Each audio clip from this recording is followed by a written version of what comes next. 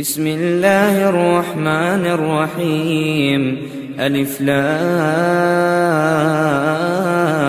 را تلك آيات الكتاب وقرآن مبين ربما يود الذين كفروا لو كانوا مسلمين ذرهم يأكلوا ويتمتعوا ويلههم الأمل فسوف يعلمون وما أهلكنا من قرية إلا ولها كتاب معلوم ما تسبق من أمة أجلها وما يستأخرون وقالوا يا أيها الذي نزل عليه الذكر إنك لمجنون لو ما تأتينا بالملائكة إن كنت من الصادقين ما ننزل الملائكة إلا بالحق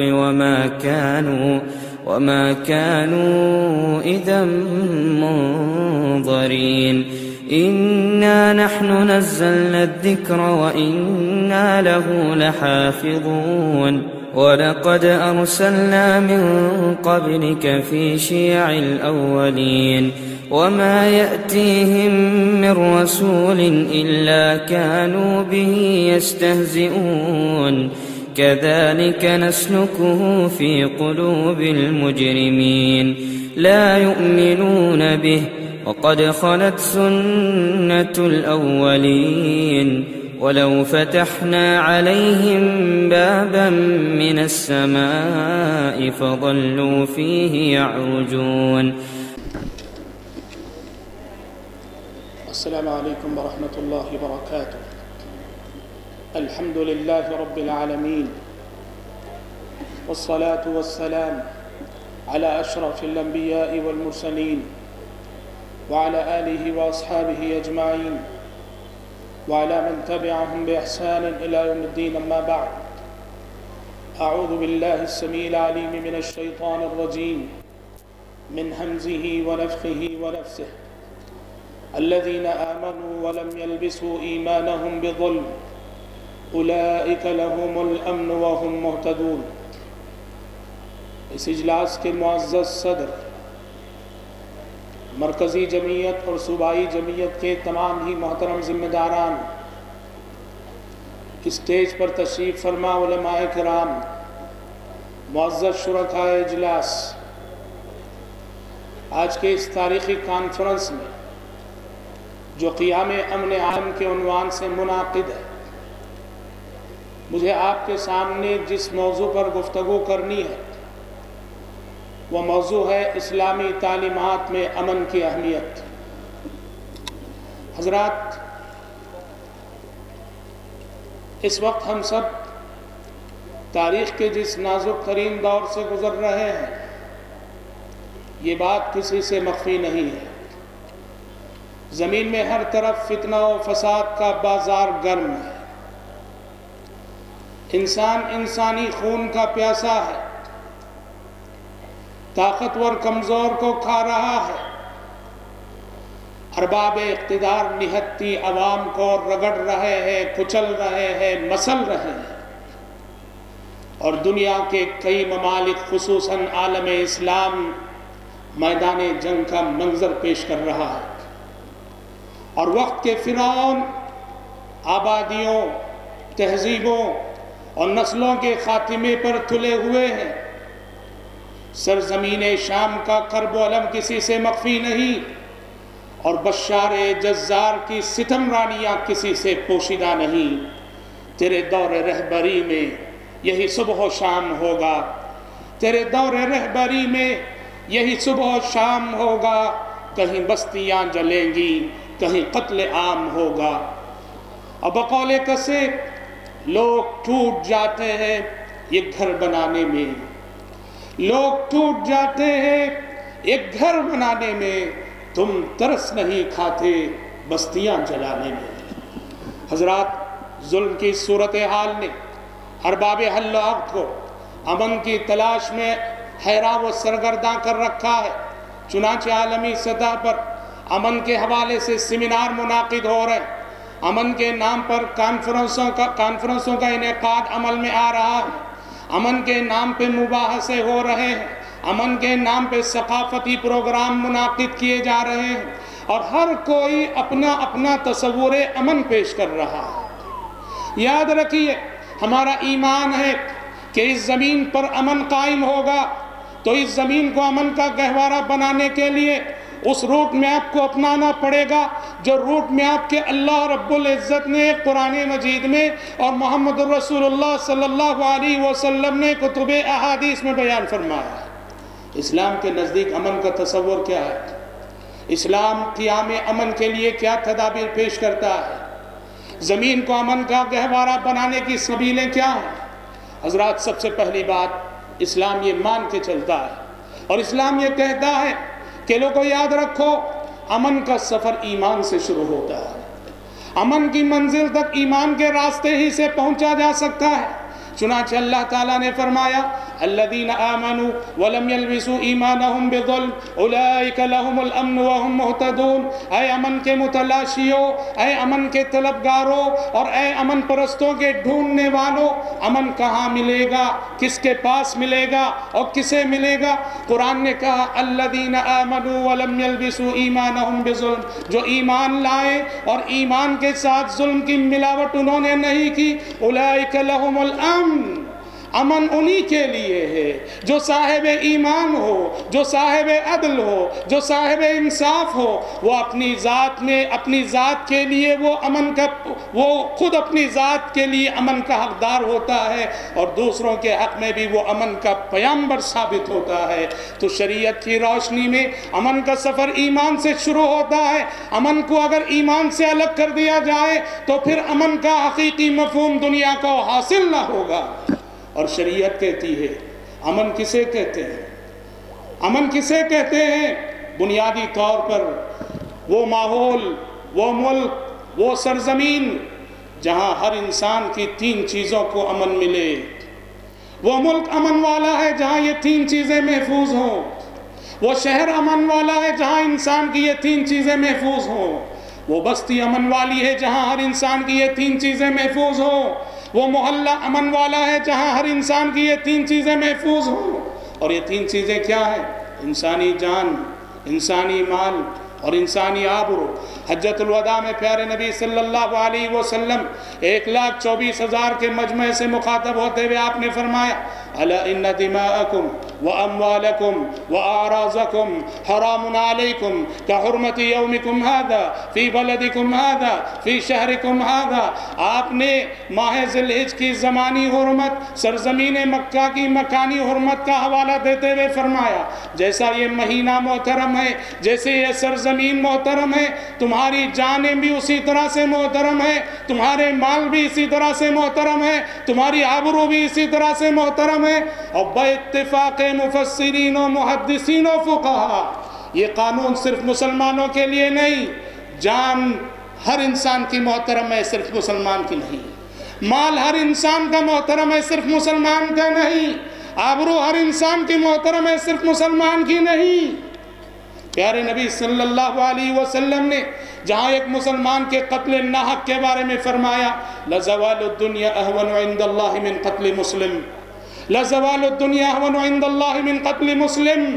یہ دنیا اپنے خزانوں سمیت فنا ہو جائے، یہ معمولی واقعہ ہے، معمولی حادثہ ہے بمقابل ایک مسلمان کے قتل ناحق کے۔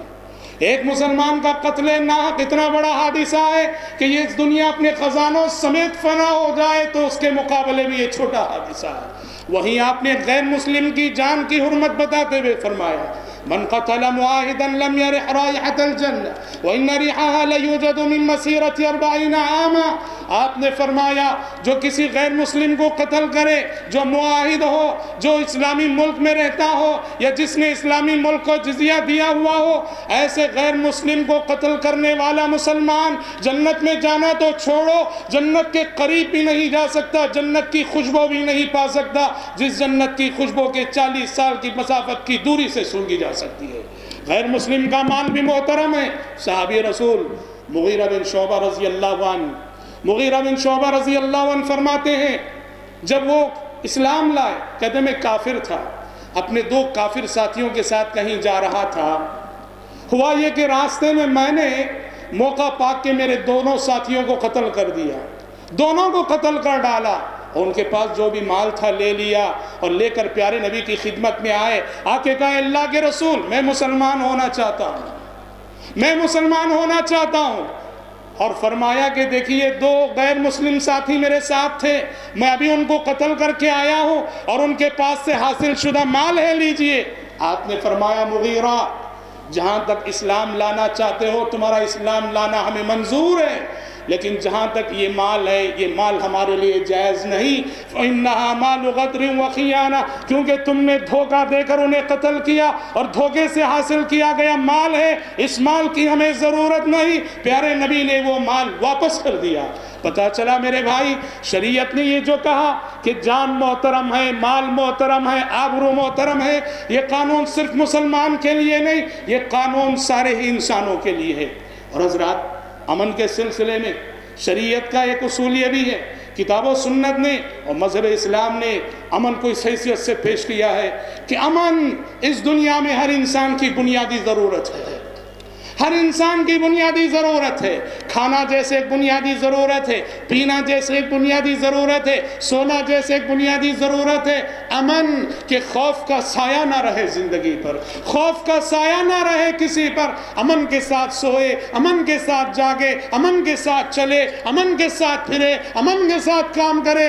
شریعت کہتی ہے کہ امن اس زمین پر بسنے والے ہر انسان کا بنیادی حق ہے۔ اللہ نے فرمایا فَلْيَعْبُدُوا رَبَّ هَذَا الْبَيْتِ الَّذِي أَطْعَمَهُم مِّن جُوعٍ وَآمَنَهُم مِّن خَوْفٍ، چاہیے کہ یہ اس رب کی عبادت کریں جس نے انہیں بھوک کے موقع پہ کھلایا ہے اور خوف سے امن میں رکھا ہے۔ بلکہ ابراہیم خلیل اللہ علیہ السلام کی دعا کو اگر لیتے ہیں، ابراہیم خلیل اللہ علیہ السلام کی دعا سے پتہ چلتا ہے انسانوں کے لیے غذا سے کہیں زیادہ اہم امن ہے، غذا سے کہیں زیادہ ضرورت انسانوں کے لیے امن کی ہے۔ خلیل اللہ نے جب خانہ کعبہ کو تعمیر کیا، اپنے اہل و عیال کو وہاں بسایا، بڑی پیاری دعا کی، فرمایا وَإِذْ قَالَ إِبْرَاهِيمُ رَبِّ اجْعَلْ هَذَا بَلَدًا آمِنًا وَارْزُقْ أَهْلَهُ مِنَ الثَّمَرَاتِ۔ خلیل اللہ نے کہا پروردگارا اس شہر مکہ کو جسے تیری توفیق سے میں نے بسایا ہے امن والا شہر بنا دے اور یہاں کے باشندوں کو پھلوں کی روزی دے۔ مفسرین نے کہا رزق سے پہلے امن کی دعا کی، روزی سے پہلے اللہ سے امن مانگا۔ پتہ چلا کہ انسانوں کے لیے کھانے اور پینے سے کہیں زیادہ امن کی ضرورت ہے۔ حضرات شریعت کی نظر میں اسلامی تعلیمات کی روشنی میں امن بہت بڑی دولت ہے، امن بہت بڑی دولت ہے۔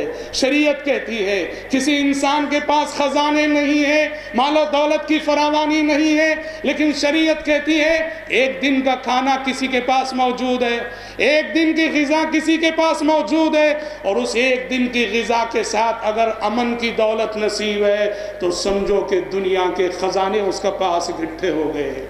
ایک دن کی غذا ہے اور ایک دن کی غذا کے ساتھ امن کی دولت اگر میسر ہے، شریعت کہتی ہے کہ اس کے پاس دنیا کے خزانے اکٹھے ہو گئے۔ چنانچہ آپ صلی اللہ علیہ وسلم نے فرمایا من اصبح منکم آمنا فی صربه معافا فی بدنه وعنده قوت یومه فکانما حیزت له الدنیا بحذافیرها۔ پیارے نبی نے فرمایا جس نے امن کی حالت میں اپنے گھر میں صبح کی صحت کی دولت اسے ملی ہوئی ہے، امن کی دولت ملی ہوئی ہے، ایک دن کی روزی اس کے پاس ہے، تو سمجھو کہ ایسے شخص کے پاس دنیا اپنے خزانوں سمیت چلی آ گئی ہے۔ حضرات امن کے سلسلے میں شریعت نے بڑا حساس مزاج دیا ہے۔ شریعت کہتی ہے تلوار کا لین دین کرنا ہو تو تلوار کو نیام میں رکھ کے لین دین کرو، تلوار بے نیام کا لین دین نہ کرو کہ کہیں وہ کسی کو لگ نہ جائے اور کاٹ کے نہ رکھ دے۔ شریعت کہتی ہے کسی کی جانب چھری سے اشارہ بھی نہ کرو، مقصد نیک کیوں نہ ہو صحیح، نیک مقصد کی خاطر اشارہ کرنا ہے، تلوار سے اشارہ کرنا ناجائز ہے، چھری سے اشارہ کرنا ناجائز ہے۔ اور شریعت نے یہ بھی کہا اگر ہتھیار لے کے بازار سے گزر رہے ہو، دھاری دار ہتھیار ہے، شریعت کہتی ہے اس کے دھار پہ ہاتھ رکھ لو کہ کہیں وہ کسی کو لگ نہ جائے، چبھ نہ جائے۔ امن کے حوالے سے ایسی حساس تعلیمات دی ہیں۔ حضرات ہمارا دعویٰ ہے، ہمارا ماننا ہے اور بہت سارے غیر مسلم دانشوران بھی اس حقیقت کو تسلیم کرتے ہیں کہ مذہب اسلام امن کا دائی، امن کا مبلغ، امن کا مناد اور امن عالم کا علم بردار ہے۔ اور اس کی سب سے بڑی دلیل یہ ہے کہ رب العالمین نے اپنے پسندیدہ دین کے لیے جو نام منتخب کیا، مذہب اسلام کے لیے کتنے نام ہو سکتے تھے، پر رب العالمین نے اپنے مذہب کے لیے جو نام منتخب کیا وہ اسلام ہے، جو کہ سلامتی سے مشتق ہے۔ اور اس اسلام پہ چلنے والا مسلمان کا انٹروڈکشن کرایا گیا تو امن کے حوالے سے، مومن کا تعارف کرایا گیا تو امن کے حوالے سے۔ اللہ کے نبی صلی اللہ علیہ وسلم نے فرمایا مسلمان کون ہے؟ مسلمان کا تعارف کیا ہے؟ المسلم من سلم المسلمون من لسانه ويده، مسلمان وہ ہے کہ جس کے ہاتھ اور زبان سے دوسرے سارے انسان محفوظ رہیں۔ اور مومن کا انٹروڈکشن کرایا گیا تو بھی امن کے حوالے سے، آپ نے فرمایا المؤمن من امن الناس بوائقه، مومن وہ ہے جو اپنی ذات سے کسی کو تکلیف نہیں دیتا، مومن وہ ہے جو اپنی ذات سے کسی کو تکلیف نہیں دیتا۔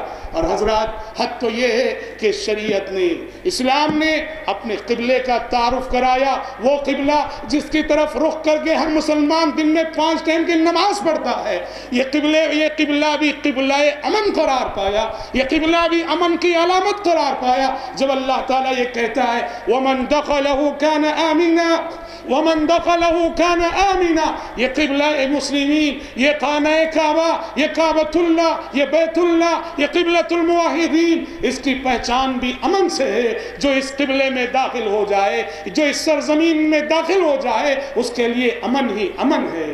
یہ وہ قبلہ ہے جہاں صرف انسانوں کو امن نہیں ملا، یہ وہ قبلہ ہے جہاں صرف انسانوں کو امن نہیں ملا، یہاں جانوروں کو امن ملا، یہاں پرندوں کو امن ملا، یہاں کائنات چرند پرند کو امن ملا۔ پیارے نبی نے فرمایا یہاں کے اڑتے ہوئے پرندے کو شکار کرنا منع ہے، یہ اس کے لیے بھی جائے امن ہے۔ یہاں گھومتے ہوئے جانور کو شکار کرنا منع ہے، یہ اس کے لیے بھی جائے امن ہے۔ مسلمانوں کے قبلے کی پہچان امن سے قرار پائی۔ اور حد تو یہ ہے کہ مسلمانوں کا چاند اگر طلوع ہوتا ہے، اسلام کا چاند اگر طلوع ہوتا ہے، ہر مہینے کا پہلا چاند امن کا پیغام لے کے طلوع ہوتا ہے۔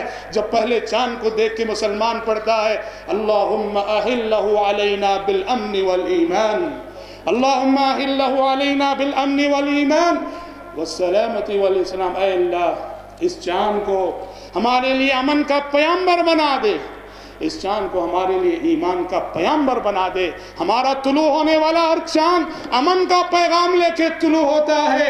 اس چاند کو دیکھ کر ہم اللہ تعالیٰ سے امن کی دعا کرتے ہیں۔ حضرات مذہب اسلام نے امن کی یہ تعلیمات ایسا نہیں کہ صرف نظریاتی طور پہ دی، تاریخ کا مطالعہ کرو۔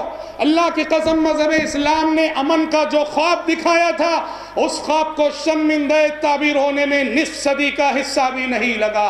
40 سے 50 سال کی قلیل سی مدت میں دنیا نے امن کے اس خواب کو شرمندہ تعبیر ہوتے ہوئے دیکھ لیا، جو خواب کے پیارے نبی نے مکے کی سرزمین میں جب مسلمان ظلم و ستم کی چکی میں پس رہے تھے صحابہ کو دکھایا تھا۔ کہا کہ اصبروا، صبر کرو، امن کے وہ ایام آنے والے ہیں۔ حتی یسیر الراکب ما بین صنعاء الی حضرموت لا یخاف الا اللہ، صبر کرو کہ یہ جزیرہ عرب جہاں آج چلتے قافلے لٹ جاتے ہیں، صبر کرو کہ یہ جزیرہ عرب جہاں آج چلتے قافلے لٹ جاتے ہیں، یہاں ایسا امن قائم ہونے والا ہے کہ ایک تنہا مسافر صنعاء سے حضرموت تک اکیلا سفر کرے گا اور اسے اللہ کے سوا کسی کا خوف نہ ہوگا۔